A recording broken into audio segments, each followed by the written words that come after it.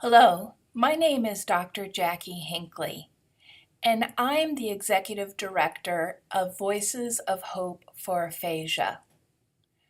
We are so happy to be collaborating with the University of South Florida at St. Petersburg on a project called Project Bridge, Building Research Initiatives by Developing Group Effort. The purpose of the project is to help people with aphasia and their families come together with researchers and clinicians so that they can come up with maybe the most meaningful kinds of research that will help people with aphasia. This project is funded through a Eugene Washington Engagement Award from the Patient-Centered Outcomes Research Institute, PCORI.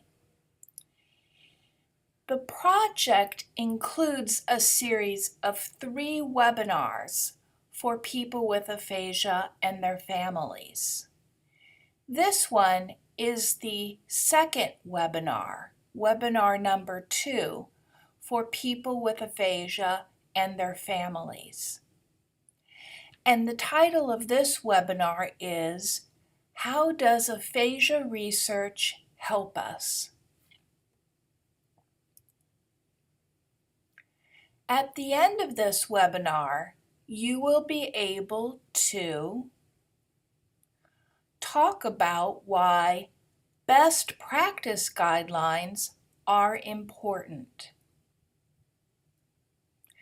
Discuss how research helps us find the best therapy. So 2 sections to this webinar. Here are a few tips on how you can watch this webinar. First, remember that you can pause or stop this webinar at any time.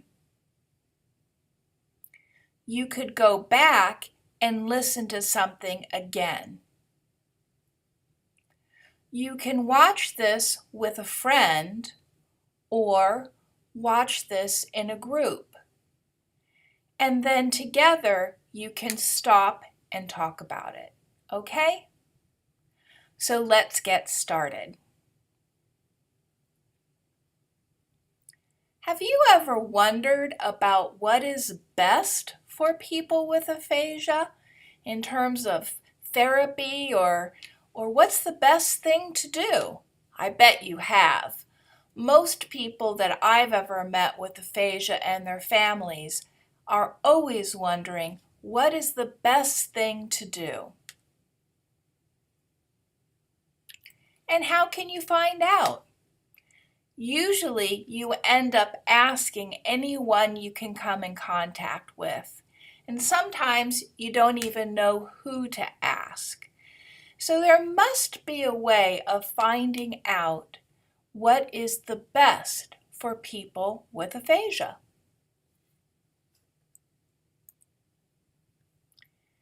Best practices help us. There's something called best practices, and those are standards. They tell us how things should be done. A best practice is the best we can do to meet the needs of people with aphasia, family members, or other stakeholders.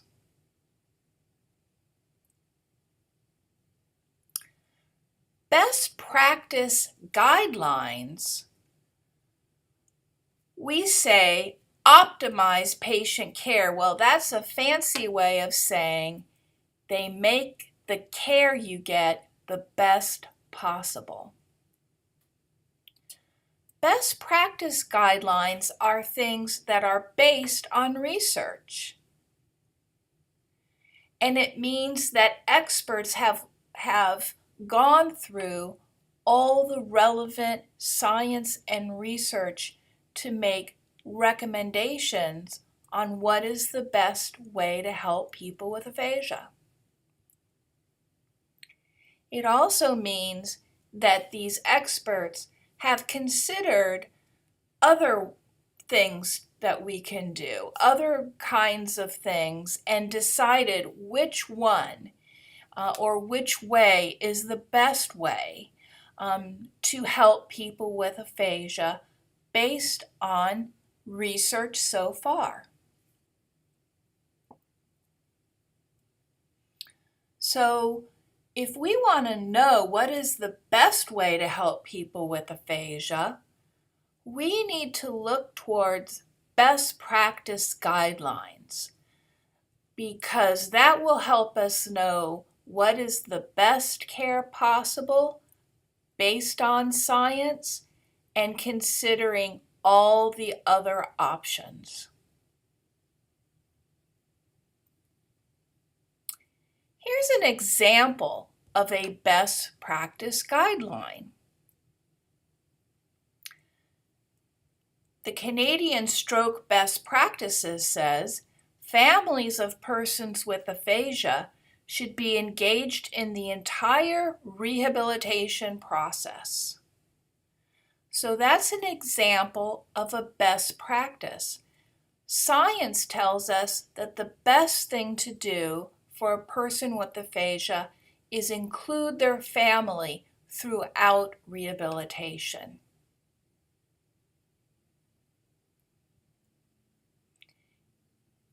That best practice or that recommendation comes from scientific evidence, and it means that that's the best way to do it. It's better than other options.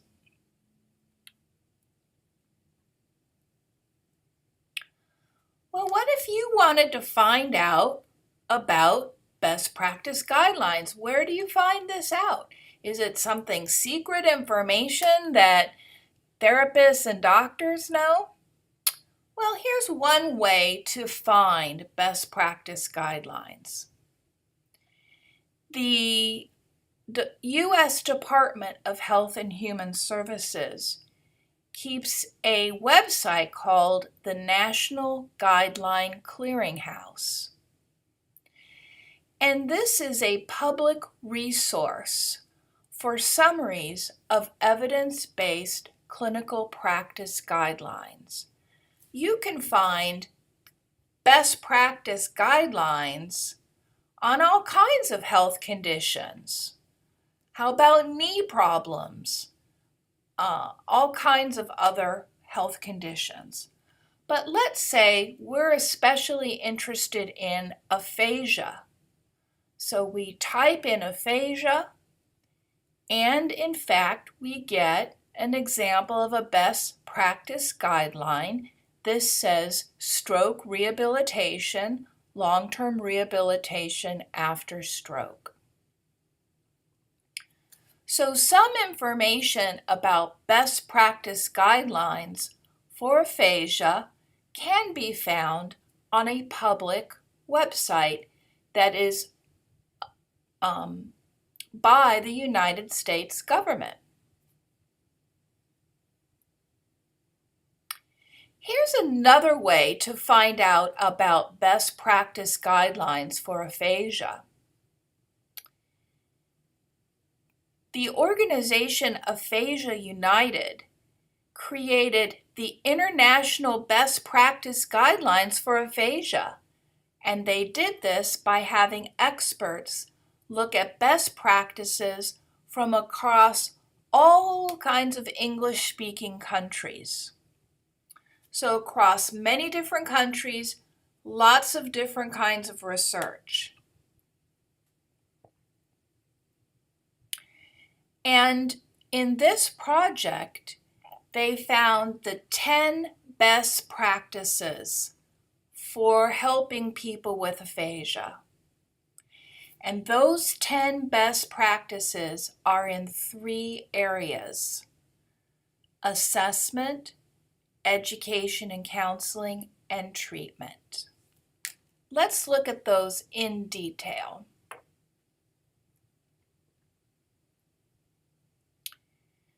Here's the first best practice, the best way we can help people with aphasia. Anyone with brain damage or brain disease should be screened. That is, they should be checked as soon as possible to see if they do have a communication impairment. And if they do, then they should get a full evaluation so that it's understood by the people caring for them and by the person what the nature of the problem is.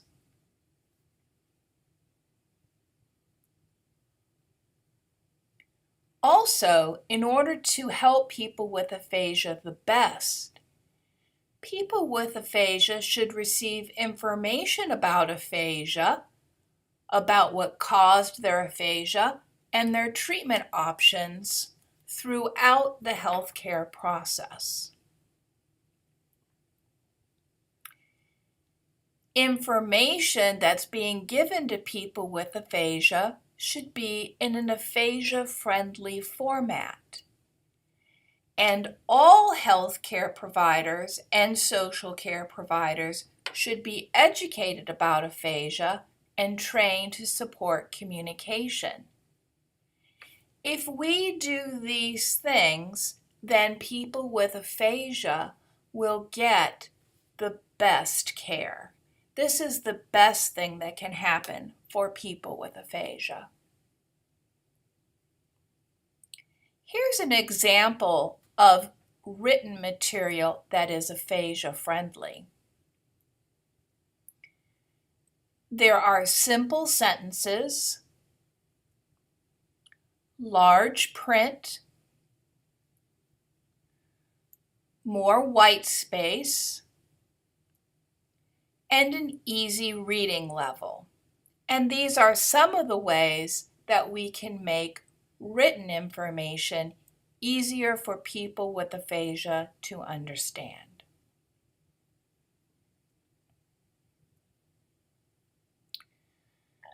Now, a very important part of helping people with aphasia is therapy or treatment. Therapy should be offered that is designed to have a meaningful impact on communication and life. Therapy should be culturally appropriate and personally relevant. Means it's of interest to you. It is something to do with the way you live your life. And your partners, like your family members, your friends, or neighbors, should get training so that they can communicate with you. And if they communicate well with you, it helps you, the person with aphasia, improve also. So these are some general guidelines about how we can make therapy the best for people with aphasia.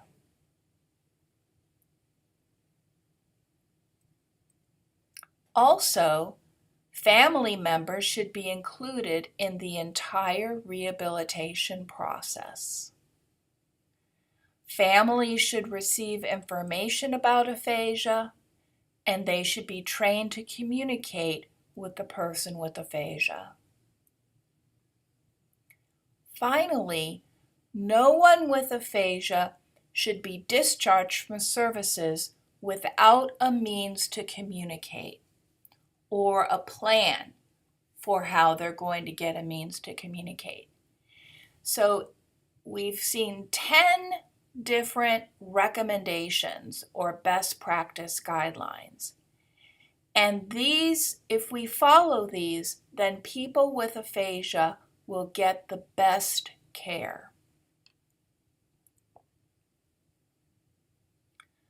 Best practice guidelines are based on research, and the reason they're important is they help us know the best way to help people with aphasia.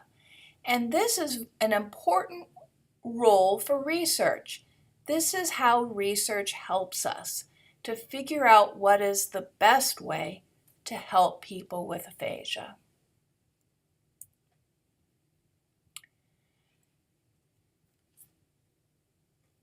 This is a good place to pause the video if you'd like to stop and take a break or go back over this first part of the video, because next we're going to address the second topic in our video.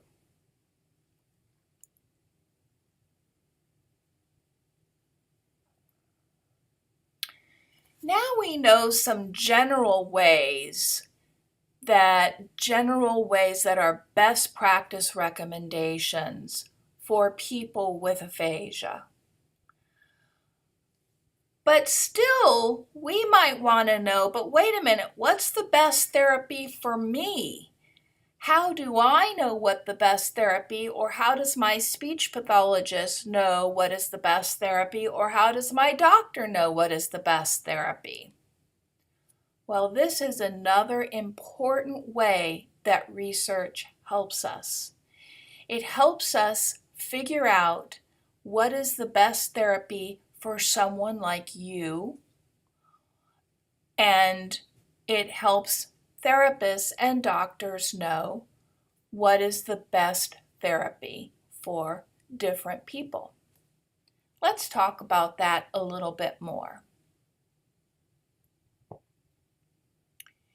The American Speech Language Hearing Association, ASHA, is the organization that all speech pathologists belong to and are certified by.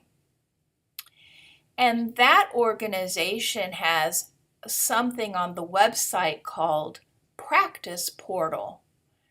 This is where anyone can look in on the website and find out what are some of the best therapies or therapies that we know that work for aphasia or any other communication disorder. So let's say that we are interested in finding out about the best treatment or therapy for word finding, coming up with the right words. This is the most common problem of everyone with aphasia. So let's say we look on this website, on the ASHA website, and we're going to find, for today, we're just going to talk about 5 therapies that are mentioned on the website. The first one is called gestural facilitation of naming. This just means using gestures in a very specific way. The speech pathologist would work with you to improve your ability to name things. The second one is response elaboration training. This is a specific therapy that a speech pathologist might use with you to help you say more, add more information to what you're saying. A third example of a word finding therapy is semantic feature analysis. And this is a technique that a speech pathologist would use with you to describe a word you're trying to say. And by describing it, it might help you be able to come up with the word that you want. The fourth one is verb network strengthening treatment, or sometimes called VNEST. And this is a technique that a therapist might use to target verbs, because when you're able to use or say verbs more, it will help you say other words or phrases and sentences more readily. And the last one we're going to mention in this webinar is cueing strategies. This is like giving the first sound or a cue that helps describe something. Like if you want to say chair, and I might say, well, it goes with a table, something like that. different clues or cues that can help people improve their word finding. These 5 therapies are listed on the American Speech Language Hearing Association's website because they have evidence.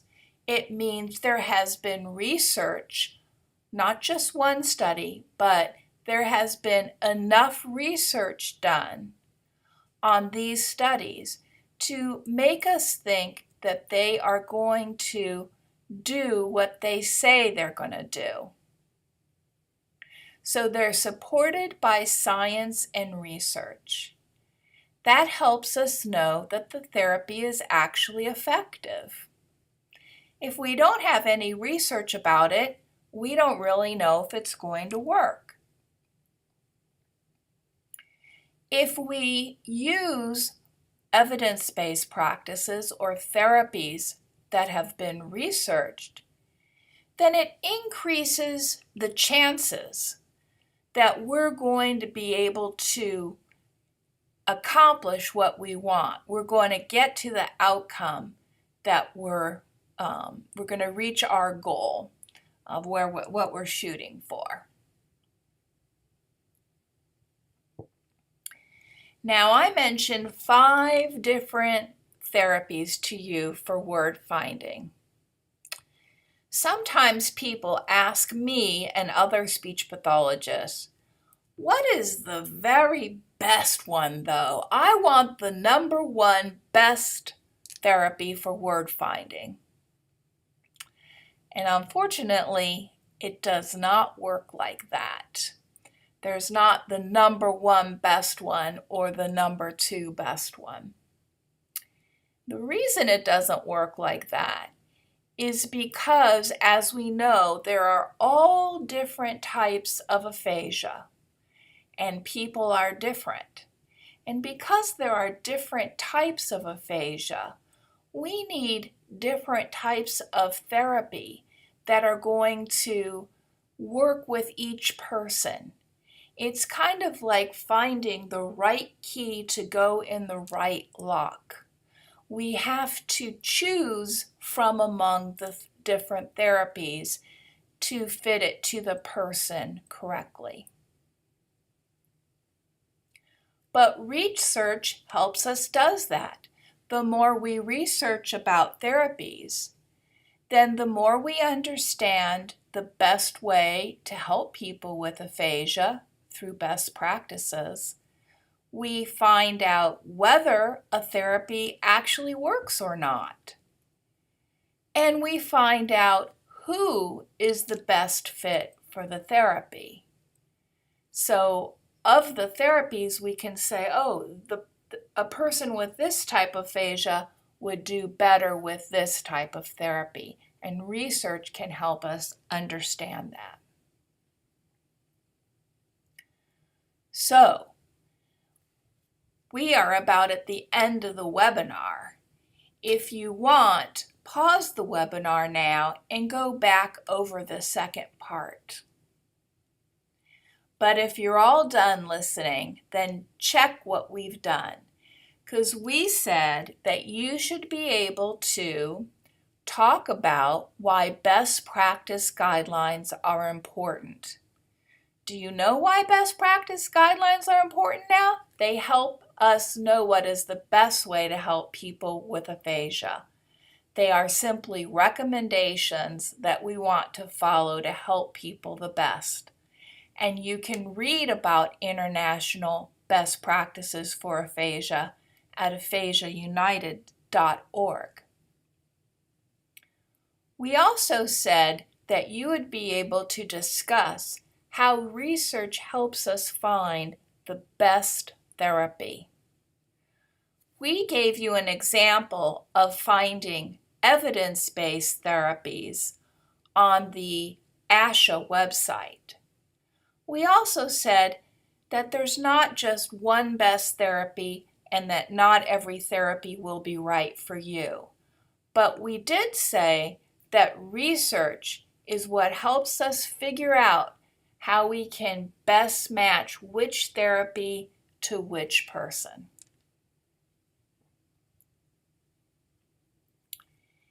We want you to mark your calendars for our conference coming up in October.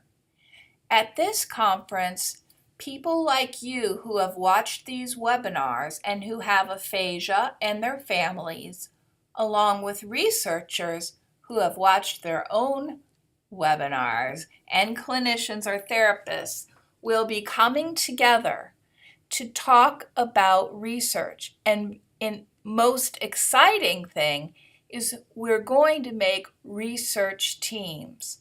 So we're going to link researchers with people with aphasia and their families.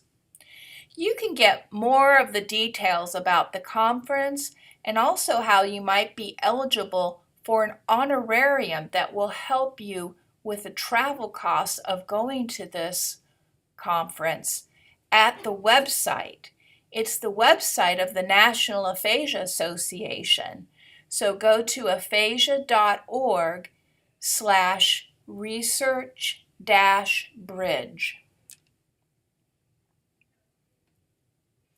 Also, we want to let you know that the Patient-Centered Outcomes Research Institute, PCORI, has a program where you can become an ambassador for patient-centered outcomes research and help inform your community about participating and making better health decisions.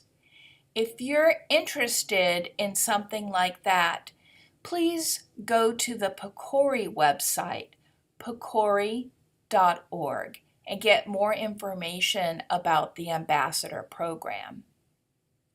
Thank you so much for listening and participating in this webinar.